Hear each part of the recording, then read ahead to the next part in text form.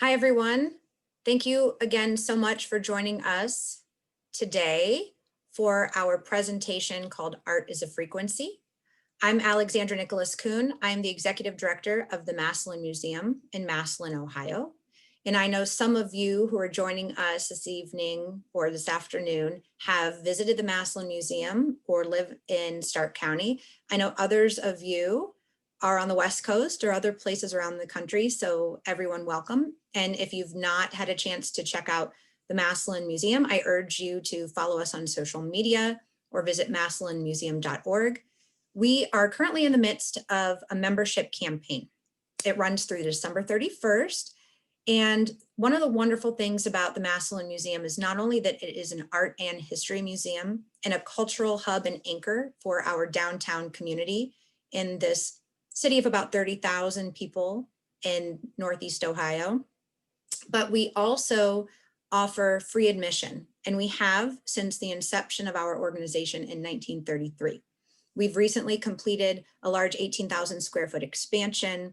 We have many more spaces in which people can convene. We've expanded our gallery spaces, a lot of our program offerings, and we couldn't do all that we do without the support of our members, in addition to the support of the artists that work with us, like those you'll meet tonight, and the members of the community who support us in large part by a property tax levy. So we have a lot of unique funding sources that make MassMu possible, but membership is really a key part of helping us maintain the quality programs and exhibitions that the people in our immediate vicinity have come to expect from us. And of course, with virtual programming right now, we can have a substantially larger reach.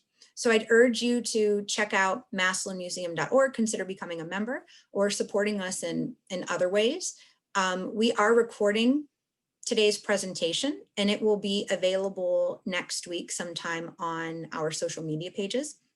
So we'd love for you to also spread the word about the Massillon Museum and share the presentation with others so that they can get folded into all the great things we do. So tonight's presentation is a conversation, rather, is one that began with a phone call I had with Cyrus, whom I've known and had the pleasure of working with for a number of years. And we were discussing the ways in which people connect through art across a wide variety of platforms, be it conversation or writing or music. And he'll go into more of what the conversation topic means. But we were also discussing how art is represented in everything we see, everything we do. My husband views loading the dishwasher as an art form, and one that he has mastered and that I am not even privy to participating in.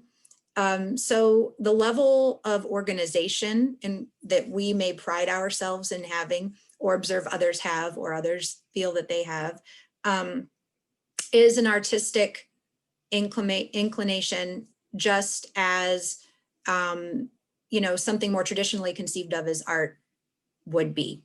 And the more we can acknowledge the ways in which we all are so artful in the journeys through each day that we take, the more we can come together when topics are challenging and help each other come to resolution. So I wanted to show you a few images that came up in the conversations that Cyrus and Helen and I had. Then I'm going to introduce you to them. And then in terms of housekeeping, I'm going to hop off. You all have the ability to post questions and participate in the conversation. And either Helen or I will bring those comments and those questions to light during the course of the conversation and pose them to Cyrus, or you can ask questions of one another as attendees, and we'll just assume an organic format in the spirit of coming together today in conversation about art. So I'm going to share my screen with you. And bear with me if you don't mind, because sometimes I have issues like I am having right now.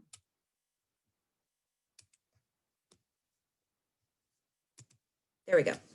So I just wanted to show you a few images from the museum's collection to expand the parameters of what we perceive as art in our conversations tonight, and also to reflect the fact that art making is as old as the human race.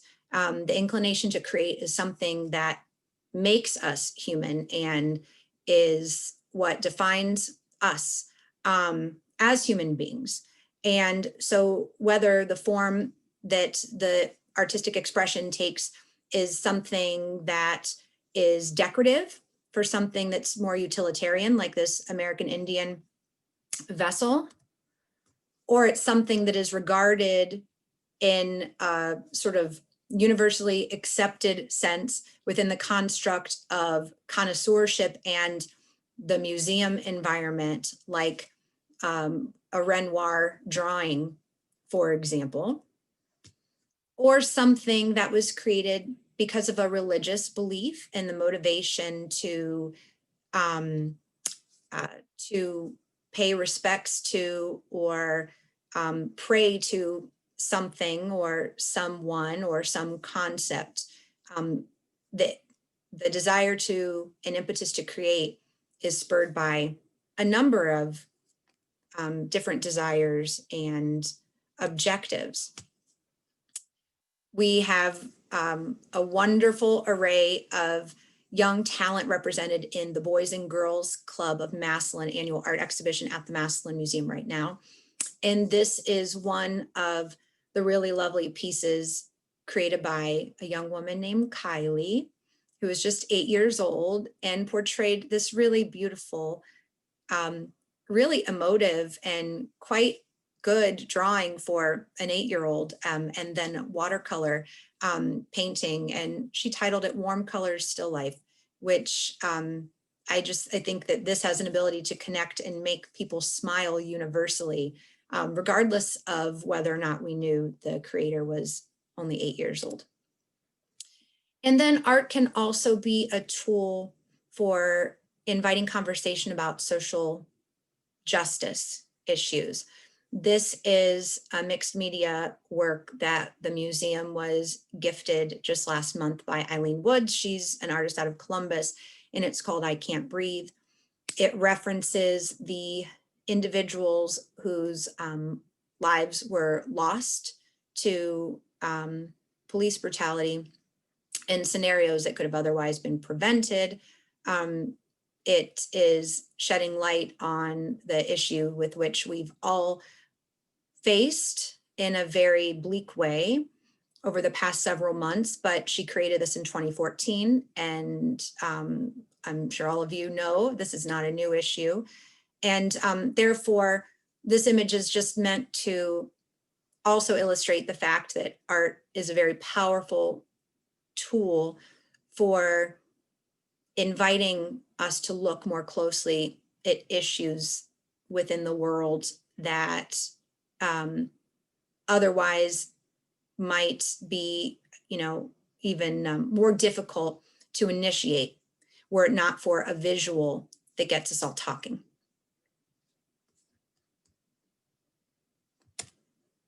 So with that sort of creating a bit of a landscape to illustrate the extent to which we can have conversations tonight around a variety of topics that make us feel a number of ways, I'm not going to hesitate any longer. I'm going to introduce you to our guests, and I'm going to turn it over to them at that point. So moderating today will be Helen Siverovich. She's a photographer born in San Francisco and raised in Lakewood, Ohio. She graduated from the Cleveland Institute of Art in 2014, earning her bachelor's in fine arts. Helen has a dual degree of counseling and art therapy from Ursuline College and also teaches at the Cleveland Print Room. Thank you so much for being with us today, Helen. Thank you. Yes, thank you so much. And Cyrus Ausar is the youngest recipient of both the United Way Emerging Philanthropist Award and the Ohio Hip Hop Awards Humanitarian Award.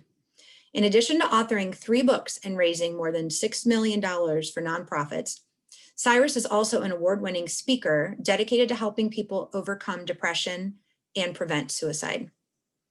He started his philanthropic journey at the Boys and Girls Club in Massillon, where he inadvertently created his first program by having friends read to first graders. Since then, he intensely studied the psychology behind suffering and developed strategies to create long-term solutions. Cyrus currently travels the world, empowering adolescents and adults to grow into greatness. And it gives me great pleasure to have you here this evening, Cyrus, as well, and to turn it over to Helen to moderate our conversation. Thank you so much. Thank you. Thank you. Cyrus, I wanted to give you the opportunity to kind of introduce yourself in your own words to everyone. That was a great introduction, but more so about myself is obviously Cyrus Ausar. Was traveling with COVID slowed us all down. So in the midst of right now, we kind of reinvented how we were going to reach people. So we end up coming up with a lot of content on thewiseway.com and on cyrusausar.com, where we speak about, we have whiteboard topics, we have my speaking videos, we have a ton of topics that help people deal with what they're going through currently. Also, we're coming out with another workbook that teach affirmations to young kids to say things like, I am great, and doing it artistically, having coloring. Actually, Alex helped with some of the editing. So that's where I'm currently at right now. So I do look forward to this conversation. Great. Thank you for that introduction. And Alex, thank you for the introduction as well. Cyrus, I'm wondering, like, where are you physically as well? Like, Los Angeles. Talking about that. Los Angeles. Okay. Yeah. Great. So what brought you, I'm curious as to what brought you out to Los Angeles. Well, what brought me out to Los Angeles, I won't tell the full story, but it was opportunity. Like where I was, I realized that it was a stagnant moment in my life. So I felt like I need to be in another location to grow more. So obviously coming from Ohio, we know that it's a very low ceiling, unfortunately. So you have to get somewhere else to, expand. And I felt like almost like a big fish in a small pond. It felt like I couldn't interact with people as I would like to grow. It feels like you're growing and then it's just this ceiling that you can't get past. So then that pretty much is the reason why I decided to go to Atlanta, then to Los Angeles. Great. Thank you so much for that info. So let's talk about, let's jump into it. Let's jump right into it. Yeah. So what do you mean by artist frequency? Because you and Alex kind of discussed that and brought me into it to talk to you about it. And I want to know, like, what is artist frequency? Artist frequency is, we all got these like wavelengths, like we all can connect at different things. Have you ever listened to music? And when you listen to the music, it helps you overcome something. I don't know, do you have a song that you played on repeat a lot to get through something? Absolutely.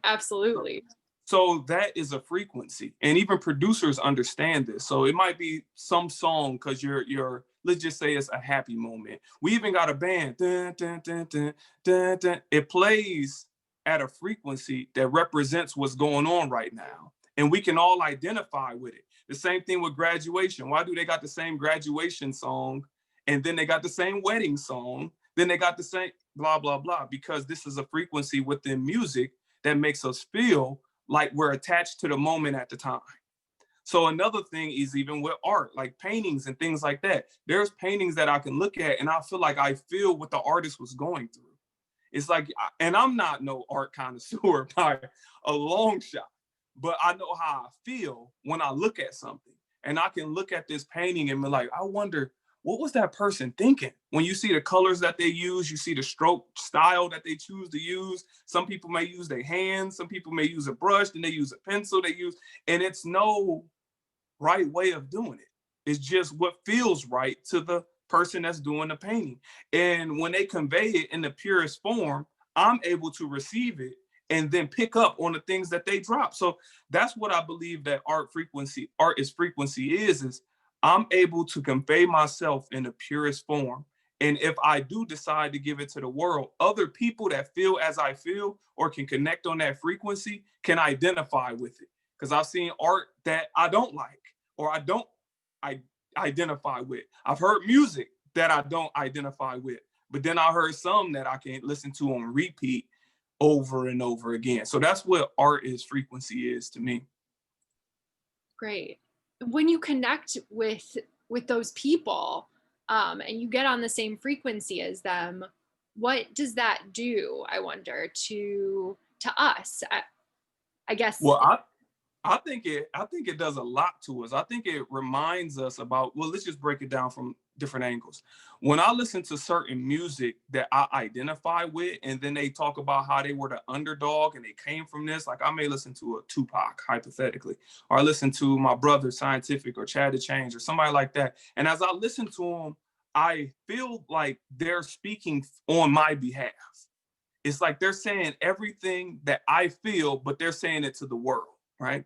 So when I see them say this and then I hear about their progression, like I started where you started, but at the end I'm here, it tells me, you know what, I can do it as well within this song. That's one of the things that it does, but it does many things, but that's one. The second is when I look at that art or I look at a piece and I'm able to identify with it, it can put me in a different mood because it's a visual. So let's just use the example of a painting from our little niece, nephew, daughter, or something like that that's on the refrigerator. We can have a bad day, or let's say a macaroni necklace, any form of art. And we can have a bad day. And then as we walk in and we see that painting on the refrigerator, or we feel the necklace of macaroni, it's a reminder that somebody loves us. It goes back to that same thing. It's a feeling. So what does it do for you? It varies per person, but I love to look at art as an uplifting thing. I identify with it and it uplifts me and reminds me who I am and how I can still obtain this greatness and how I can overcome. And I like that form of art. So that's what it does for me. And I'm sure it does different things for different people. When you were younger, and in your bio it talks a little bit about how you found like the Boys and Girls Club and how you discovered like what direction you were going to go in, and you discovered that just by reading to these kiddos that this offers them something that they maybe didn't have before, the connection. And when you're going through all of these seemingly hardships, when you were younger, did you have like a song or a piece of art or something you would wear that would make you feel comfort, like you could move forward, I wonder? It was definitely music. It was definitely that what the Boys and Girls Club offered was a companionship within the art form. Like I was able to go in there and paint. I was able to go in there and read. They gave you the flexibility to express yourself artistically in any physical form too. You can play in the game room, you can do all those things. So that's pretty much what I'll say, that's pretty much how it was for me. Even reading to the younger kids, I can't act like I was just some humanitarian at that young age. It was just an expression of how can I relate to these kids or how can I reach these kids? I know how I felt when I didn't have nobody to look up to. I knew what it felt like to go without. So if I could be an older brother to my community, then I can help service some of the things that the kids are going through. And then I can do it in an artistic form because people don't usually look at sports as an art. They don't look at all these different things as arts, and they really are. So that was my way of expressing that art within the younger generation and whatnot. But I don't want to get on here and lie and act like I was just some type of, humanitarian person at 13. because I wasn't. I was just, just trying to figure out a way to help. What I'm hearing is that you knew that you had to hear the spoken word of the book. You had to hear and see people, playing in the game room and connecting on, I mean, that's sort of frequency, right? Yeah. And connecting with one another through story and connecting with one another through art. It sounds like a frequency in and of itself. Yeah, But and it's just like, I'm sorry for cutting you off. no, please. No, it's like books. And I always, say this, even in art and all these things, it's like books. I recently read a book on Nelson Mandela, and it was his whole life within these pages. It might be 10 hours worth of reading.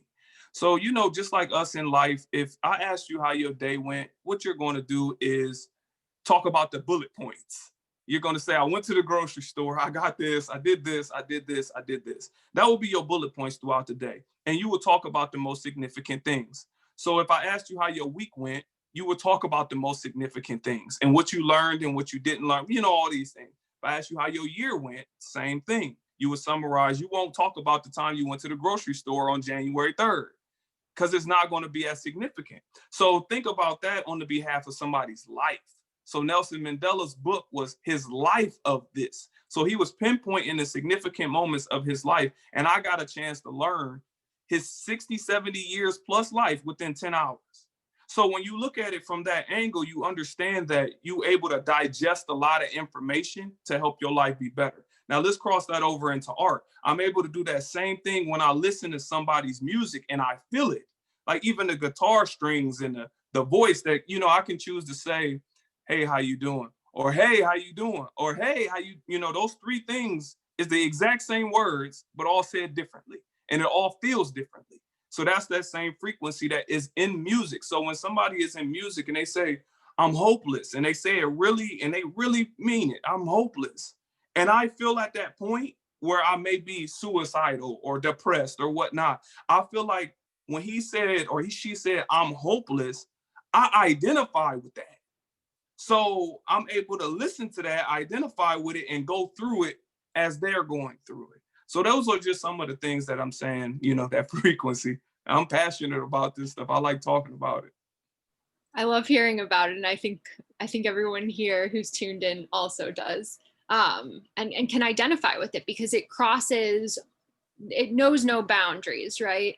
How we connect as human beings, like Alex was saying, it knows no boundaries. I can look at a piece of artwork from the 1600s or before, and some of the work that Alex was showing, like the pot, made a quadrillion years ago, to be exact, and I connect to it. So how do we? Oh, we have a question. Should I ask this question? Are you okay with that? You can ask any question you want. Let's ask this question. An anonymous attendee is wondering, could you tell us some of the people, Cyrus, who have inspired you on your journey? It's a good question. It is a good question. Artistically, I guess I can answer it from a few different angles. Artistically, it was like that we recognize as artists. It was Tupac. It was my older brother. I wanted to be like him, rap like him. I wanted to, it was my father. My father played a big role in my life just by teaching me different things. The difference between price and value. That's one thing. The difference between a lot of things and just, spending that time. But more so artistically, I would say I'm one of those people that get inspired by everything. Nature inspired me. I will look at a tree and get a lot out of it. I can go to the ocean and I can get a lot out of it, engaging with people. So I would say the most influential thing on me was probably nature. Because I always used to watch the shows of elephants and, just look at it. And I always thought it was all art. So even when I look at a tree one time, I was looking at a tree and this was not too long ago, well, some months back, and it was kind of dark. And it was like one of those rounded trees, and I thought it looked like a woman with an afro. I really did. And then maybe a month later, somebody sent me an art piece of trees with hairdos. And I was like, this is just, it's interesting to look at how this inspiration can come from various walks of life. So I say the most influential thing, minus my family artistically, was definitely nature. Because I like birds, I like how things is, I like, sport, I like everything that deals with this earth. And I mean beyond, even the space. I like it all. And I'm inspired by it all. Awesome. Thank you so much for answering that. We have another question. Thanks, guys. This is great. Maybe we can do these questions and then we can go back to, we'll just have fun. Yeah, they're gonna start rolling in more. I know. In your experience as a musician, can you explain how the frequency of music, whether good or bad, shapes the culture of people and influences their actions? Yes. Oh, yeah, I love that question. You want me to read it again, or No, I got it. I got it. There's an actual frequency that is good and bad, and it affects our body. And if you look at the history of dictatorship, I won't speak on the names and things like that, but it was actually a dictator that will play a frequency of a bad sound for the people listening prior to him getting on stage. Then as he got on stage, he would change the frequency to something good that make people feel like he's the reason they feeling better. And they do the same thing in music as well. Like they have certain frequencies, and I don't need to discuss all the frequencies, but they have certain frequencies that actually feel a certain type of way. And it's also hypnotic things that you won't realize that you're partaking in. So it's like the wheels on the bus go round and round, round and round, round and then it's like A, B, C, D, E, F. This is an actual frequency that's hypnotic towards us. Then when you look at the biggest hits, and we can go to hip hop, it's drop it like it's hot, drop it like it's hot, drop it like it's hot. I don't know if you heard that record by Snoop Dogg. That's wheels on the bus. You won't pay attention to it, but that is a frequency and that affects you. And it's producers that actually know this. They know that if they play things within a certain frequency, they know how they can get the audience to respond. And some people use those frequencies to help. Some people use those frequencies to, let's just say, not help. So, and that's what you get, dark music. And you can actually have music, just like you can listen to music or look at something to make you feel good. You can listen to music or whatnot that can make you feel bad as well. It has a pendulum. So that's one of the things that's within the frequency of music. And I try to keep it as general, because that question, I could get very deep to a point that is like science on here. Great. Okay. So I guess maybe backing it up a little bit then. So I wonder, when do we recognize this art all around us? Like what age or at what moment, what experience? I know like one of the first moments I recognized art is I walked up to a Picasso at the museum. I was with my parents, I was 3, and I tried to reach out and touch it. And I forget which piece it is, but I remember it moved me. It was one of his blue periods, and it was like the sadness was radiating off of it. And as a 3-year-old, I must have felt that somehow. So I wonder for you, Cyrus, when did you recognize that art was around us and then could create that frequency? I recognized it very young, because I guess I was gifted with foresight and the ability to see things. I would ask myself basic questions when I was 7 and 8 years old, like, why is advertisement at my eye level? Like, why is all the candy down here and all the cigarettes and things like that up there? So I would ask myself those questions. And that's when I would say, I recognize that these images affect the way we feel, because it's a reason why the more we see something, the more we become familiar with it, the more we want it. I started piecing that together and I was like, oh, okay. This is the reason why we can desire something we never had a clue about. Meaning you may be with your husband or somebody out there, their husband, wife, boyfriend, girlfriend, and you want to go to a restaurant that you've never ate at. And nobody has ever told you about it. You went on Yelp or you got on the internet and you looked up restaurants and then you decided to pick one. Why did you pick it? Because of the art, because of the visual that they showed you. You identify with it with your stomach. You're going like, oh, this looks great. Therefore, let me check it out. Whether it's the ambiance, you got candles, you got it's dark, you got your beachfront, whatever it may be. That's the images of this connected with you to a point that you felt like you should go spend your money at this location. So when did I recognize it? I recognized it at a very early age. I knew that images affected how I felt. And let me say, I said this.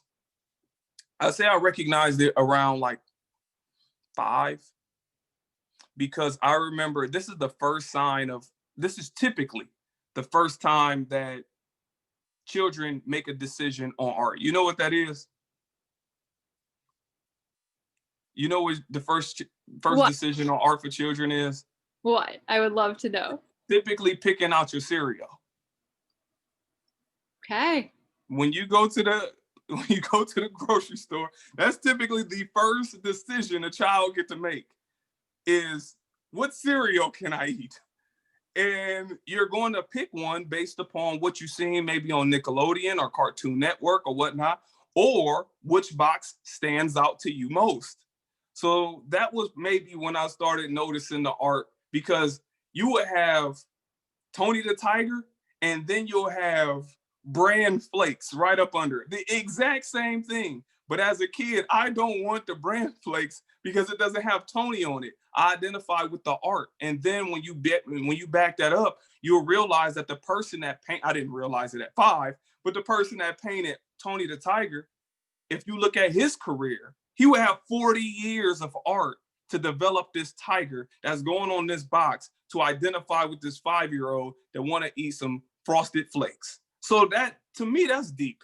I think that's amazing. So that's when I think I really identify with it. Absolutely. I know we got a couple questions. Yeah. So actually, let's go with this one first. This is from Alex, and I think this is a good jumping off point to continue on. What is it about the frequency of Ohio and California, she wonders, and what's their relationship to one another, and you to those places, Cyrus? Well, the frequency in Ohio is more wholesome. Like, people that grow up in Ohio, we've been there our whole time, and it's more polite. Like, when I first got to, I must just be honest. There's pros and cons of both sides. So let's talk about the frequency of both. In Ohio, it's more homely. Like, when I go there, and we have all the seasons, but it's more homely. When I open the door for somebody, they will say thank you. They will walk through. You can talk to people normally. You have hometown gatherings. You know everybody. You can obtain things, obviously, where we're at. You can go to the farm. It's a lot of homely things. Where I'm at in Los Angeles, it's not as much as that homely vibe. It's more of a melting pot of people trying to figure out a way to achieve their goals in life. So when you come out here, it's more superficial than it is in Ohio. But at the same time, you're able to learn more here because it's more culturally based. You have people from everywhere, every walk of life. So I've gotten to talk to people from France to Africa to, all these different countries and places that I would not have been able to speak to in Ohio. We have 30,000 people in Massillon, and 29,000 of them is from Massillon. 29.5 of them is from Massillon. So I know everybody. So those are some of the differences. And what I would say about the frequency is this. As I said, in Ohio, the frequency is more so reactive. It's more or less we see everything and we respond to it. So we like the football game, we want to go. We're going to react. We hear about education, we're going to react. In Los Angeles, is more proactive. They want to stay ahead of the curve. Like, we need to invent what's going to come so we can give it to Ohio so they can respond. So those are the differences in the frequencies of these two locations. And I think you explained the last part of Alex's question perfectly. She's wondering what brings so many Ohioans back, right? People will move to Los Angeles, but sometimes, and not all the time, but sometimes, you know, we're pulled back to Ohio. I think I read, Cyrus, that you biked to Ohio or to Massillon. But what pulls us back, I wonder? I know that we have family, and you mentioned that. But yeah, what about the frequency, I wonder, pulls us back? It's just like the roots of anything else, you know, just like the roots of anything else. I've talked to people from various backgrounds, and they may leave, but when they go home, they say it's a different feeling. And it's even a little stronger with people that visit their heritage. Like, I have a friend that went back to Africa, and he said when he got there, he felt even like he felt different. And I talked to another person that was Irish, and he talked about when he went back, how he felt when he got there. And then, so that emotion of being, I mean, not emotion, but that feeling of being home, I guess that's what always makes us want to return. It's like that frequency, really. It's that emotion of, I feel loved. If you feel loved, because some people can leave and never think about coming back if they don't feel loved and appreciated there. But if you feel loved and appreciated, you want to go back to that emotion because it feels good. It's a high. It's like high off life. It's people there that appreciate me. It's people that know me. It's people that's willing to just stop by my house and bring the cookies that I really love. It's people that, you know, that feeling is essential to life as a whole. So when you're away in Los Angeles or wherever you may be, you can be in it doesn't matter. You can be in Dubai and you can love that life, but some reason you still want to come back to little old Massillon, Ohio. Is because of that feeling. So that's what I say. I like that. When you said roots, where we're rooted, I got this visual of like a tree, and you were talking about trees earlier, and that idea of like being deeply rooted where we're from. And I think that affects the frequency as well. Definitely. Like saying, you know, where we're rooted. All right, more questions. These are great questions, you guys. How do you remain positive in life, Cyrus? What's your practice with that? With frequencies, they've been at an all-time high lately, right? Alex showed that last image. How do you remain positive in life? How I remain positive is I look at it from various folds. I understand this. On average, nobody really knows what they want to do in life. You know, if you ask the average person, what do you want to do? What is your reason for being on earth? The average person is not going to know. I don't even know. I just know what it feels like to move in a certain direction. So I give this analogy. I say, I give this a lot when I speak. If you were to make it, if somebody was to tell you to come out to Los Angeles and they wouldn't give you a map, they say, just make it, just go to Los Angeles. What would you do? You would look at where the sun set and you would start walking in the direction of west. Because, you know, as much as you walk west, you know you're going to be closer to Los Angeles than you will be being in Ohio. So let's say you end up in Seattle, and Seattle is not your destination, but you're still closer to Los Angeles than you were while you were in Ohio. So that journey is everything for me. That's what keeps me feeling good every day, is that I'm trying my best to locate that Los Angeles.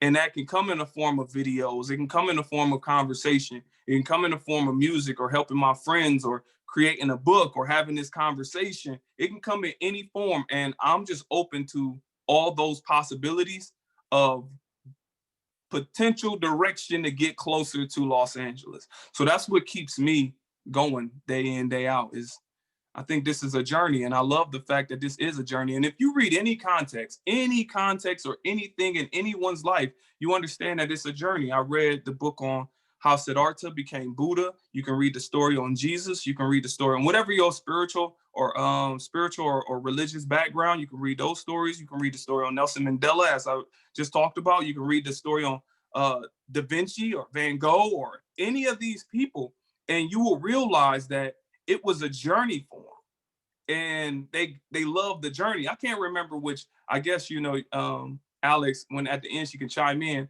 It was one artist, and I was reading about it. It was one artist. He was very young and he was very gifted, and he was painting so well that the other artists were, let's just say, hating on him. So he intentionally dulled his paintings in order to fit in with the group so they can accept him before he allowed himself to express himself to the fullest form. Now, that's somebody that's watching this that no art is like, they probably screaming the name at the, but I'm saying that is the journey. So that's what keeps me, feeling good every day is the fact that I'm on a journey. Oh my goodness, there's so much there. Thank you for sharing that, Cyrus. I'm going to ask this question, and then we have so many good questions. So let's just keep rolling. What would you say if you could go back and talk to yourself as that kid who started out going to the Boys and Girls Club of Maslin? It's a tricky question because I am where I am now based on them things. But I would tell my younger self to appreciate the people around you, because it's times that I've skipped the people that I know care the most about me to partake in situations that with people that do not care the most about me. I'll give you an example. Like, I don't do it now, but let's say I fly home to Ohio and I go see everybody but my grandmother. And that can become a regular thing, because when you're young, let's just say they didn't ask about an age, but let's just say 13-year-old Cyrus. I didn't want to go to grandma's house at that point. I wanted to go to the park. But like, I remember grandma would have a birthday or aunt would have a birthday, and my mom or somebody would be like, make sure you call her and tell her happy birthday. And I'd be like, for what? Why? For what? I don't even talk to them. But they were trying to help me understand the importance of the people that love you. So if I got a chance to talk to young Cyrus, I would tell him to appreciate those that love him, and even take out time, even if it is 5 minutes, to call your grandma or your uncle or whoever it may be.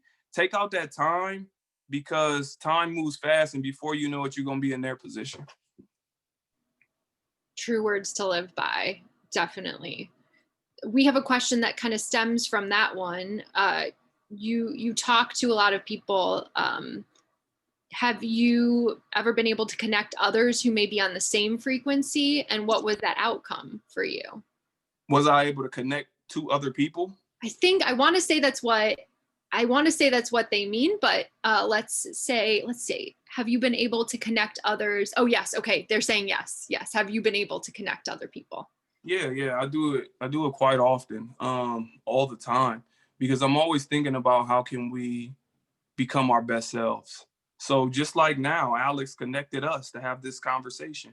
So if I'm listening to you talk and you say, this is what I want to do in life, I got a hat right here. If you say, I want to make hats, and I have this conversation with you and I know that this person loves hats, then I'm gonna connect you with them for the sale and or to discuss hat making, because they may know some things that you don't know.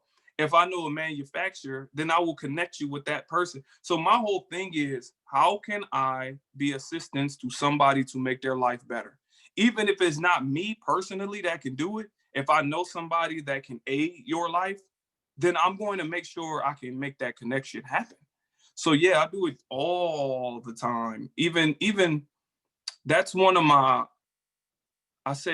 downfalls is that when we talk about stuff, I really believe people and I really love to help.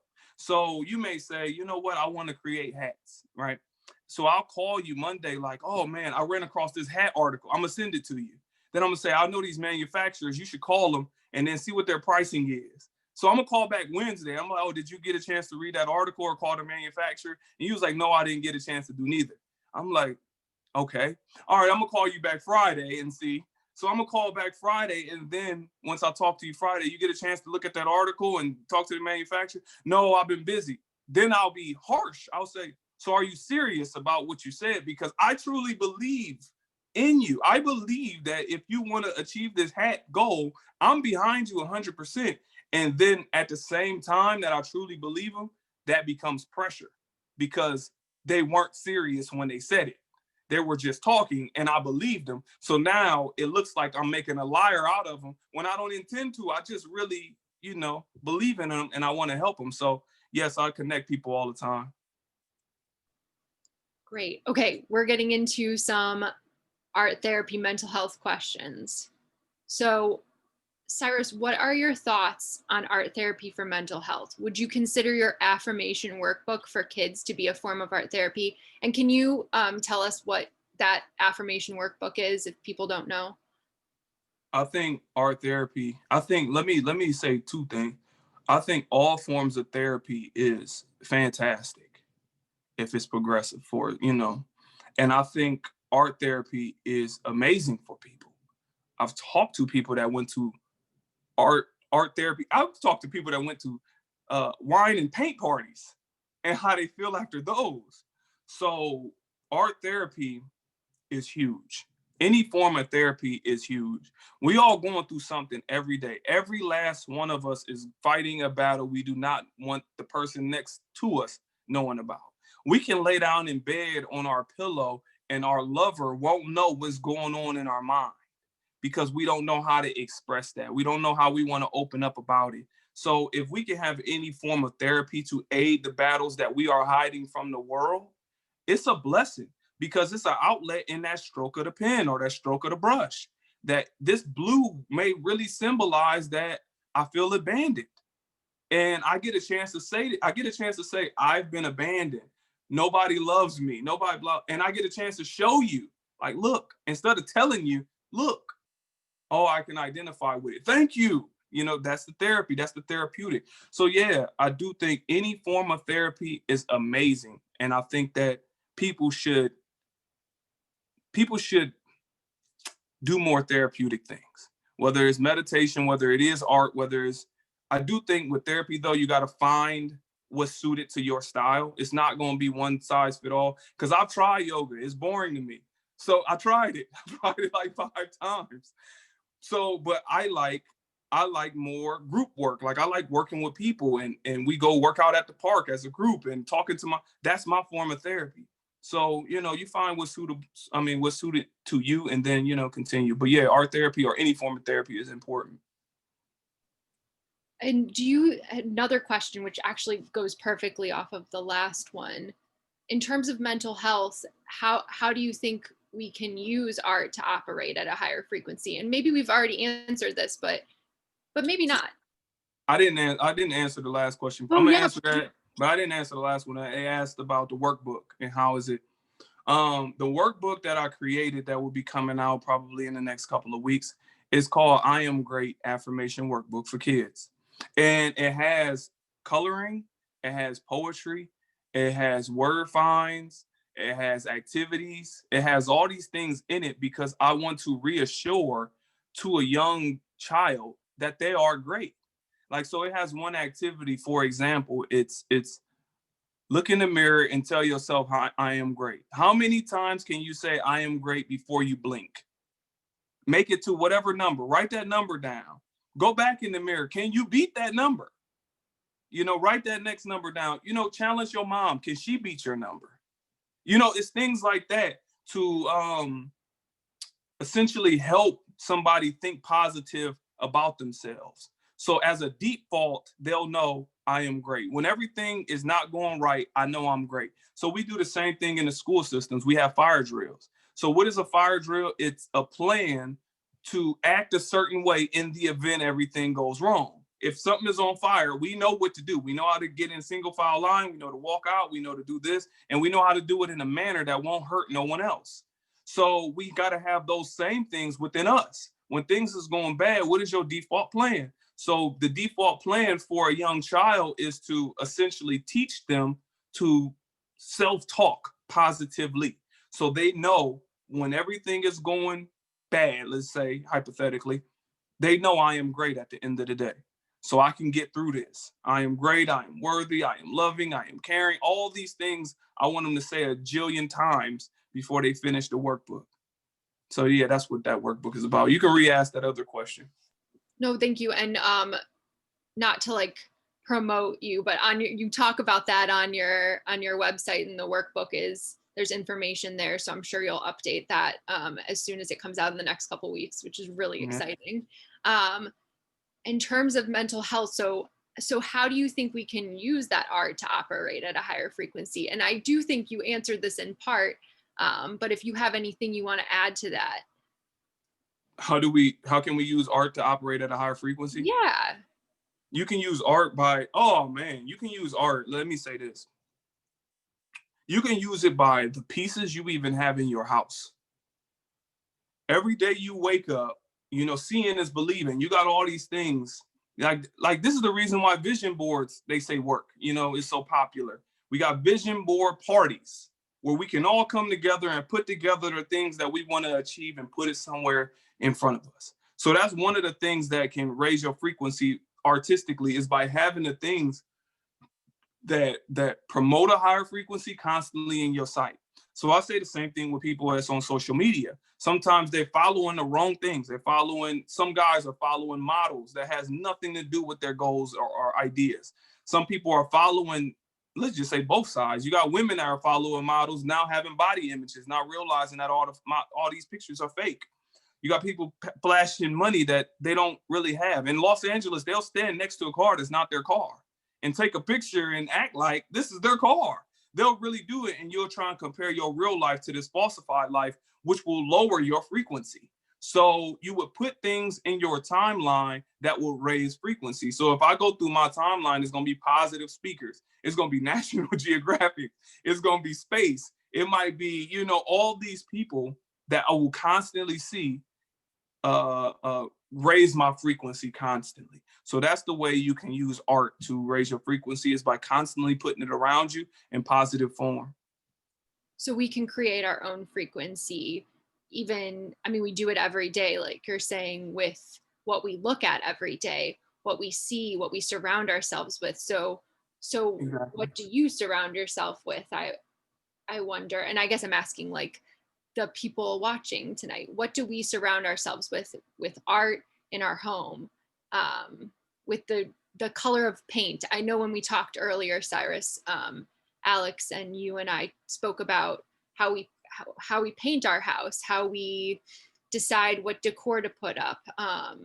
And I'm looking behind you, and I'm seeing what's behind you, and that organization and how does that, and so that kind of leads us to our next question. How can someone improve their frequency within their home or work life? And I wonder if that's what we surround ourselves with, or how do we do that? I always say these same things, like for people that may follow me and listen, or people that's new. I'm gonna break it down. I tell people all the time, you have to create a plan and understand that plans take time. So if they want to create a household of a higher frequency or a flow, obviously, if you look into feng shui or all these different things, there's a flow. There's actually a frequency within a house. Some people want to like sage. They want to, there's a frequency. So I would tell people to break it down slowly. Like, they try, the anxiety and the pressure comes from wanting everything immediately. So if you look at your house and you say, I don't like this house, but let's just say I don't have the finances neither. What clutter can you remove? Let's start there. To say, okay, you know what? I'm gonna start, like, we can make a list. I want to clean my closet. I want to get my carpet. I want to change my walls. I want to do blah, blah, blah, blah, blah, blah, blah. And you can go down the list. And number one can be closet. Okay, what clothes haven't you worn in a year? If you haven't worn it in all 4 seasons, if you're in Ohio, if you haven't worn it in all the seasons, it's a good chance you don't need it. So you can possibly think about removing it out of your house. If you feel like I'm too attached to it, and put it in a container and put it in a storage. Just get it out of the way so it can help your mind. If you look at it from those steps all the way up, you will take 6 months and you will look at your house and it'll be a completely different house. Because you might say, this weekend, I'm going to paint the walls, blah, blah, blah. I'm paint them blue. If you decide to do that, that's a small feat. But if you say, I want to get the bed, I want to get this, I want to do this, and I want to do it by Saturday, like, you're going to add a negative frequency in your rebuilding for a better frequency. So take it easy, take it step by step, and that's the way anything get built. If you've been in Chicago or New York or anything like that, you see skyscrapers, you see these things that's in the clouds, and it took them plans, it took them blueprints, it took this, it took this, it took this, and it took them 5 years to plan it, and then it took them 20 years to finish it. It's 25 years to see this one building and that's in front of us. So your house is similar to this skyscraper. It's just not going to take 25 years, I hope. Just take it one day at a time. You can start with the bathroom. You can start with a closet. You can start with the carpet. You can start with those things. And if you break it down into small, bite-sized pieces, you'll realize that you completed the whole pizza. So taking it slow, and our culture kind of tells us the opposite. Exactly. So it's almost like meditating on something by taking it piecemeal and taking it one step at a time versus throwing it together really quickly. One of our viewers said they surround themselves with possibility through having sketchbooks on hand. I wonder how many of us can connect with that. I think that's definitely huge. And you were saying, with your workbook, the kiddos are going to be able to put, words of affirmation or draw, whatever that makes them feel grounded and connected. Exactly. And that's so important to creating our frequency. Another great question. Do you have a mentor or advisor that you talk to, Cyrus, on a regular basis? And how important is that to you? Yeah, I got about maybe about 50 of them, 100 of them. My advisors is people that I run across in life, and as I say, is nature. I look at things. So let me just talk about some of my friends. At a young age, I had a guy named Ramir Martin. Then it's another guy, Mark Bigsby. But Ramir would help me. Like I was going to the boys, and this was the Maslin Rec Center at this time. I was going to the Maslin Rec Center at 16, and I would get there at like 6:30 a.m. I was really trying to work on my basketball game, but I had this idea of creating this outlet of helping people. And I created this company called All Honesty. And I remember having this one sheeter of, I just want to help people. And I showed him, I'm like, this is what I want to do. I want to help people. And he was like, help who? I'm like, everybody. He was like, I understand you, but this is how you have to put together a plan. Who can help you? If you just say, I want to help everybody, you have to let people understand what you're trying to do so they know how they can help your goal of helping everybody. So he played a factor, and we still speak maybe once every 6 months now. But my mentors come from all sorts of walks of life. Like, because I'm so interested in everything, I may talk to Alex about art, and really, because I will ask a lot of questions. I'm very inquisitive. I may talk to somebody about their journey, or I may talk to a good artist about their connection with their father and how their father influenced their art. And, so I'm truly interested. So my mentors are anybody that is willing to communicate the things that they learned in their life. And as I said, it's nature as well. So I get a lot of information from nature, because there's certain things that can happen that you can understand what's going on. Okay, let me say, trees can't talk, but I know if I sit back and I'm sitting by the window and I hear the trees and it start, I know to get away from the window. If the tree wasn't whistling from that wind, I may have not known to get out the way. So it's sometimes you get the answer from what's going on in nature. You just got to pay attention. Like when the sun come up, forgive me if I'm getting all deep on this. When the sun comes up and it comes around, what does a flower do? It opens up to receive the sunlight. As the sun sets, it closes back up. So it's telling you that it's important to embrace these things while it's here. So as I mentioned earlier about the frequency of our parents and loving your grandmother and spending time, that's the sunlight that you're supposed to open up to while they're there. As it, goes on, you close up and you take what you learn from that. So it's just all those things as my mentor. I'm hearing that it doesn't have to be a person. It can be anything. It can be nature. And also I continue to hear this theme of the idea of staying grounded and the idea of taking things slowly, like nature shows us. It's a frequency.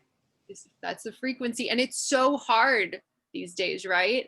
Specifically, I think with, not to get existential, but like with, you know, the technology specifically, it's hard to connect with nature, and it's hard to get on the frequency of where we are. It can be tough if you allow society to dictate how you're supposed to feel. And it does a great job of doing that. You know, society does a great job of dictating how you're supposed to feel. You know, you may feel like an outcast because you dress a certain way. Now you feel like I need to change my attire to fit in with other people.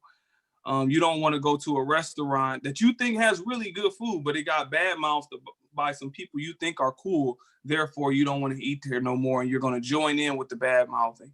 So yes, there is pressure because it's like you're trying to find who you are in the midst of everybody telling you that you are somebody that, how can I say it like this? You're trying to find who you are in the midst of everybody telling you that who you are is not good. So when you say, you know what, I really love, go back to this, I really love making hats. I truly do. And society say, making hats, that's only like $10 an hour. How would you have a girlfriend, Cyrus, if you're making hats? You want to have, you want to have children. You want to like, how if you only got $10 of making hats? What's wrong with you? So I'm like, oh, well, maybe I don't want to make hats. So now I go get a job that's $15 an hour and I'll lower my frequency. I'm feeling bad about every day I walk in, but yet I'm making more money. But when you feel bad throughout a whole day of work, who are you when you come home to see that wife and children? You're that person that carried a bad frequency for 8 hours at your work day, and sometimes 10 if you got to commute. And then you're going home to give them the little bit of energy you got left at a low frequency before you go to sleep and then do the same thing tomorrow. So I know I don't mean to get all deep about all that, but I'm just saying. No, that's where it's at. That is the meat and potatoes of this. One last question, and then maybe we can wrap up. I don't want to, but yeah, I told you I can do this all day. All right, we have one last question. Do you have advice on how to get involved in therapy, whether it's art, music, etc.? Yes, I would say this. I would say try your best to identify with the things that do make you feel better. If it is art, well, I know it's art, it's some form of art. If it is art, then I would seek out local things. So go visit the Maslin Museum. I'll give a little drop. Go visit your local museum because it's going to put you around people that's going to have the discussion of the things that you identify with. You may get there and realize that this is not a place for you, but they can redirect you to another location because this is like a hub. So if I talk to Alex, she may know every museum from here. I mean, all of them in Ohio. So she might say, you know what? If I go to the museum and I say, I was really coming here for therapy. I wanted to look at, I don't know, pictures of tigers. And she may say, oh, if you want to see that, it would be better for you to go to this museum. And they can redirect you with that energy. So I would say if somebody wants to find the right therapy for them, I would say seek out those things that do make them feel better. If it is art, if it is sports, if it is whatever, you seek that out because you're going to put yourself around people with the frequency of the things that you like. So even if you don't like this setting, they can redirect you to another setting that fits within the therapy that you need. Right. Because as you said, Cyrus, art is all around us. So no matter if you're going to a football game or you're going to go visit your friends at their house, that art is surrounding us constantly. Constantly. All right, Alex. I know we're gonna keep going, and I think for everyone's sake, people might be tired. I don't know. This has been wonderful. I just view it as the first of many conversations, and I just wanted to thank you both and summarize some of these takeaways and observations that I had really quickly. And I want to thank everyone for asking such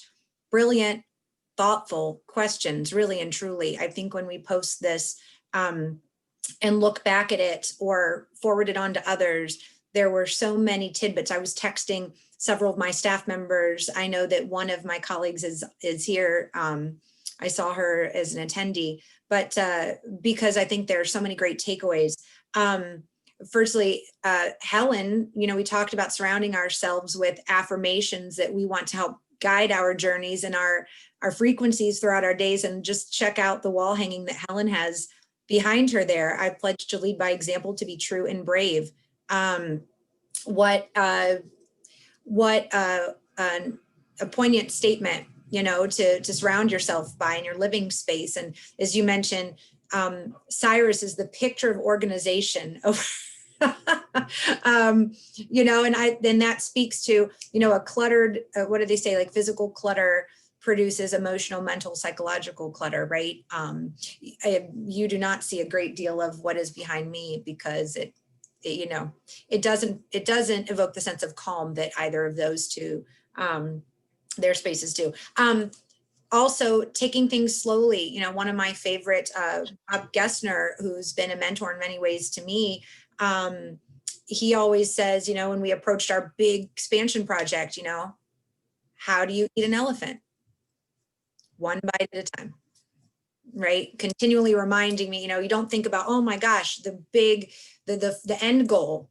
You don't think of the end goal and focus on that without needing to celebrate all of those, each of the milestones along the journey, and recognizing that time and allowing yourself time is essential. And I love also having, you mentioned at the end, identifying with the things that make you feel better and not allowing anyone else to make us feel less for loving the things we love and for being able to operate at that frequency, which is healthy for us. I think that is a really, really key takeaway. And then I also happen to have in my office here, this was not a shameless plug, but one of Cyrus's workbooks, this Life and Career Choices workbook, which includes a SWOT analysis, strength, weakness, opportunity. What's the T? Threats. Threats, thank you. Oh my goodness. Which is a wonderful exercise when you're thinking about advancing your career, but also working within the scope of any one of, you can use a SWOT analysis for even how you approach any of the projects that you talked about, starting a new business or redecorating your home or tackling your schedule. So I think there were a lot of great takeaways tonight. And I want to thank you, Helen, and you, Cyrus, so much for participating. As I said, I see it as the beginning of several conversations. Any parting thoughts from either of you before we sign off this evening? Yes, I see we even got another question, but yes, I would like to leave people with this. As we're growing to greatness, and you can get it from my website, cyrusausar.com, but I wasn't talking about the plug. The goal for any of us is to be a little bit better than you were yesterday. Regardless of whatever it may be, we can all have major setbacks. We can have times, we can have ups and downs, but if you can try your best to be a little bit better than you were yesterday, that is the growth into the greatness. So, we are all a work in progress. We are all walking art, and we're a work in progress, and we can get better and better by day. And that's the objective. That's what growing to greatness means. And I hope that everyone can try their best to be a little bit better than they were yesterday, whether they need to call their grandmother or whether they need to take that time out with their children and read a book, or, take that time to yourself to be a little bit better. And don't feel as if that you need to sacrifice yourself for other people to accept you, per se. So that's really what I want to leave people with. I think the idea of what I'm going to take away from this conversation, Cyrus and Alex, is the idea of being rooted and taking things slow, right? So the idea that Cyrus is talking about giving myself time to move through life and not rushing to the end, and looking at all of the art around me, whether that be space, whether that be the stars or the trees outside, and listening. Beautifully said. Beautifully said. Thank you so much. Cyrus, your website one more time. It's CyrusAusar.com. It's CYRUSAUSAR. I know it's accidentally placed AUSER in the comments, but it's AUSAR. So we can type in an update for that, and yeah, people can get the workbooks, the books. We release about 4 to 5 videos a week, from whiteboard topics of how to overcome anxiety or things like that, or how to deal with, etc. So we're just a production company that is trying our best to help people deal with the things that they are going through. And I believe in taking an honest approach. Now, I could take a mainstream approach and get millions of followers, but I do feel as if that the real way of helping people must be represented. It's not all about a following and making money. You still have to authentically identify with what people are going through and give people real answers that can help what they are dealing with, and not just everything is going to be all right conversation to garner a lot of views. Absolutely. And Cyrus is one of the most authentic, hardworking individuals I know. So many great resources. Follow him across all the social media. Helen, thank you so much. Also, she's a fantastic artist, and she's an instructor at the Cleveland Print Room, another great forum for engaging in really meaningful conversations around the creative process. Thank you all so much for being with us this evening, and I look forward to further conversations. Everyone be well and be safe. Thank you. Bye.